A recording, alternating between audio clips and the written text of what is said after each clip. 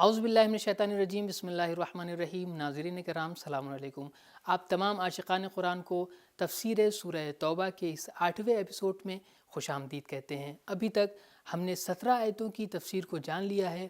انشاءاللہ آج کی اس ایپیسوڈ میں ہم مزید 3 آیتوں کی تفسیر کو جاننے کی کوشش کریں گے، جس میں ہم یہ جانیں گے کہ مسجدوں کے متولیان کو کیسا ہونا چاہیے اور عمل کا دار و مدار کس چیز پر ہے۔ تو آئیے اس آیت کی تفسیر کو جاننے سے پہلے تلاوت اور ترجمے کو سنتے ہیں۔ کتاب انزلناه الیک مبارک لیدبروا آیاته بسم الله الرحمن الرحيم إنما يعمر مساجد الله من آمن بالله واليوم الآخر وأقام الصلاة وآتى الزكاة ولم يخش إلا الله فعسى أولئك أن يكونوا من المهتدين۔ مساجد خداوندی کو بس وہی لوگ آباد کر سکتے ہیں جو خدا اور آخرت پر ایمان رکھتے ہوں، نماز قائم کرتے ہوں اور زکوٰۃ ادا کرتے ہوں، اور خدا کے علاوہ کسی دوسرے کا خوف نہ رکھتے ہوں۔ انہی لوگوں کے متعلق امید کی جاتی ہے کہ وہ ہدایت یافتہ ہوں۔ ترجمے کے بعد اب آئیے اس آیت کے نکات کو بھی جان لیتے ہیں۔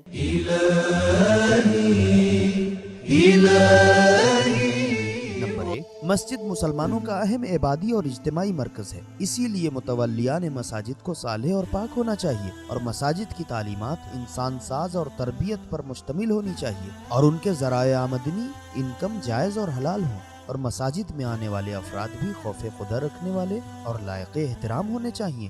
اس کے برعکس اگر مساجد بنانے والے ظالم قسم کے بادشاہ ہوں اور مساجد میں امامت کرانے والے جاہل اور بزدل ہوں اور مسجد کے خادم حال سے بے حال ہوں تو مسجد کا اصل مقصد ضائع ہو جائے گا اور ایسی مساجد اپنی معنویت سے دور ہو جائیں گی۔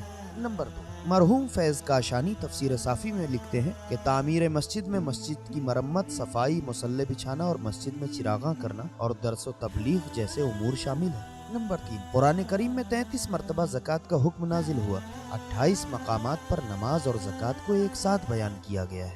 رسول اکرم صلی اللہ علیہ وآلہ وسلم کا فرمان ہے، اذا رأیتم الرجل یعتاد المسجد فاشہدوا له بالایمان۔ تفسیر در منصور، جب کسی شخص کو مسجد میں آمد و رفت کرتے ہوئے دیکھو تو اس کے ایمان کی گواہی دو۔ مسجد میں آمد و رفت رکھنے والوں کے لیے احادیث میں بہت سے فائدے بیان کیے گئے ہیں، ان میں سے کچھ یہ ہیں۔ نمبر 1، اس سے ایمانی بھائیوں سے تعارف پیدا ہوتا ہے۔ نمبر 2، مفید معلومات حاصل ہوتی ہیں۔ نمبر 3، دینی امور میں رہنمائی حاصل ہوتی ہے۔ نمبر 4، گناہوں سے دوری کا جذبہ پیدا ہوتا ہے۔ نمبر 5، اس سے انسان اللہ کی رحمت کا حقدار بنتا ہے۔ وسائل الشیعہ تفسیر در منصور۔ مسجد میں رفت و آمد کے فائدے کو جاننے کے بعد اب آئیے اس آیت کے پیغام کو بھی جان لیتے ہیں۔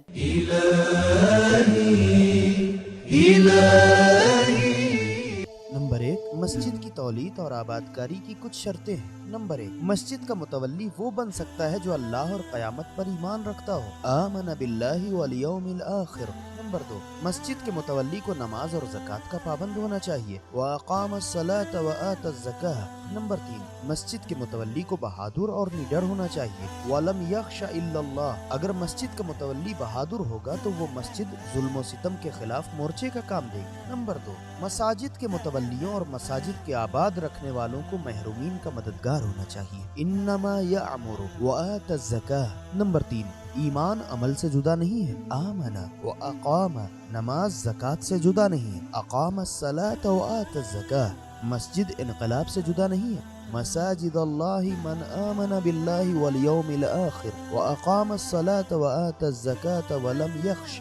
نمبر 4، ایمان، عمل صالح، نماز، زکوٰۃ اور شجاعت دین ہونے کے باوجود ہمیں پھر بھی مغرور نہیں ہونا چاہیے، انحراف کے خطرات پھر بھی موجود ہیں۔ فَعَسَىٰ أُولَٰئِكَ أَن يَكُونُوا مِنَ الْمُهْتَدِينَ۔ گزشتہ پیغام میں مسجد کے متولی انچارج کی شرطوں کو بتایا گیا ہے کہ اسے نماز و زکوٰۃ کی پابندی کے ساتھ نڈر بھی رہنا چاہیے۔ تو اس پیغام میں مسجد کے متولی کی شرطوں کو بیان کیا گیا ہے کہ اسے نماز اور زکوٰۃ کی پابندی کے ساتھ ساتھ نڈر بھی ہونا چاہیے۔ اس کی تلاوت اور ترجمے کو سنتے ہیں۔ بسم اللہ الرحمن الرحیم أجعلتم سقاية الحاج وعمارة المسجد الحرام كمن آمن بالله واليوم الآخر وجاهد في سبيل الله لا يستوون عند الله والله لا يهدي القوم الظالمين۔ کیا تم نے حاجیوں کو پانی پلانے اور مسجد الحرام کی آبادی کو اس شخص کے عمل کے مانند قرار دیا ہے جو خدا اور روز آخرت پر ایمان لایا ہے اور جس نے اللہ کی راہ میں جہاد کیا ہے؟ یہ خدا کے ہاں یکساں نہیں ہے اور اللہ ظالموں کو ہدایت نہیں کرتا۔ ترجمے کے بعد اب آئیے اس کے نکات پر غور کرتے ہیں۔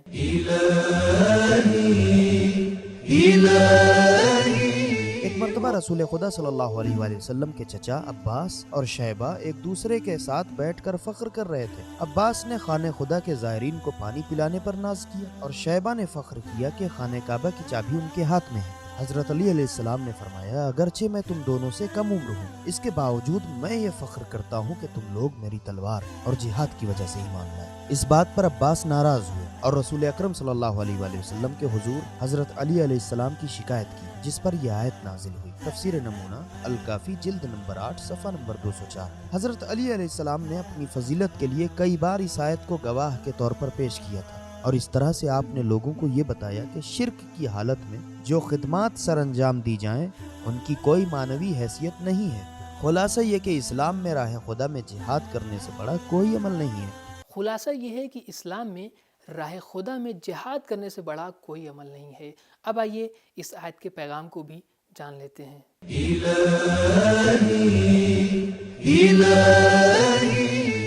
اور ایک، عمل پر ناز نہیں کرنا چاہیے، ایمان کے بغیر عمل بے جان جسم کے مانند ہے۔ جعلتم سقایت الحاج کمن آمن۔ نمبر 2، مخلص مجاہدین دوسروں سے برتر ہیں۔ جعلتم سقایت الحاج کمن آمن وجاہد فی سبیل اللہ۔ نمبر 3، با ایمان مجاہدین کا دوسروں سے موازنہ کرنا صریحاً ظلم ہے اور یہ ایک اجتماعی زیادتی ہے۔ جعلتم کمن جاہد القوم الظالمین۔ جو عمل ایمان کے ساتھ ہو وہی قابل فخر ہے، باقی بے ایمان اعمال میں روح و جان نہیں ہوتی۔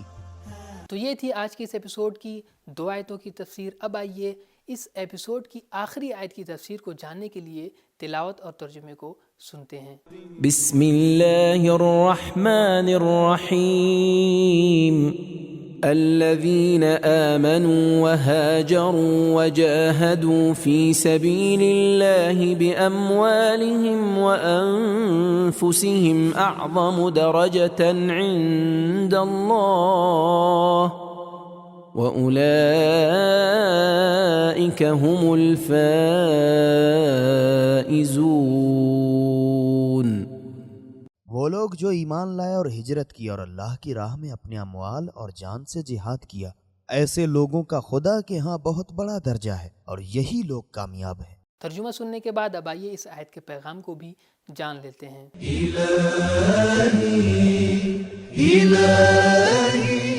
نمبر 1، تقوی کی طرح ایمان، ہجرت اور جہاد کا بھی بڑا مقام ہے۔ آمنوا وہاجروا وجاہدوا اعظم درجہ۔ نمبر 2، لوگوں کی نظر میں قبیلہ اور قوم کی بڑی اہمیت حاصل ہے، لیکن خدا کے یہاں ایمان، ہجرت اور جہاد کی ہی قدر و قیمت ہے۔ تمام صحابہ اور مسلمانوں کی تاریخ پر نظر کی جائے اور یہ دیکھا جائے کہ ان میں سے سب سے پہلے ایمان لانے والا کون ہے اور میدان جہاد میں سب سے زیادہ صعوبتوں کو کس نے برداشت کیا، تو پھر حضرت علی علیہ السلام کے علاوہ اور کوئی نہیں دکھائی دے گا۔ سبقت ایمانی اور جہاد فی سبیل اللہ کی منزل میں حضرت علی علیہ السلام سب سے سر فہرست دکھائی دیتے ہیں عند اللہ۔ نمبر 3، تمام کمالات کا سرچشمہ ایمان ہے۔ آمنو۔ نمبر 4، تمام نیک اعمال کا دار و مدار نیت ہے فی سبیل اللہ۔ نمبر 5، اخروی کامیابی ایمان، ہجرت اور جہاد کے زیر سایہ ہی میسر آ سکتی ہے۔ آمنو وَأُولَئِكَ هُمُ الْفَائِزُونَ۔ پیغام کا مفہوم یہ ہے کہ نیکی کے میدان میں خاص طور پہ جہاد میں امیر المومنین حضرت علی علیہ السلام کا کوئی ثانی نہیں ہے اور آخرت کی کامیابی ایمان و جہاد سے حاصل ہو سکتی ہے۔ حق ہے کہ مولا علی علیہ السلام جیسے مجاہد کو جنت و دوزخ کو تقسیم کرنے کے اختیارات دیے جائیں۔ تو یہ تھا ہمارا آج کا پروگرام۔ ہمارے اس پروگرام کو ضرور فالو کریں اور ہر ویڈیو کی اپڈیٹ پانے کے لیے ہمارے چینل کو ضرور سبسکرائب کریں۔ انشاءاللہ اگلے ایپیسوڈ میں پھر ملاقات ہوگی، تب تک کے لیے شکریہ، خدا حافظ۔ سبیل قرآن، ہدایت کا راستہ۔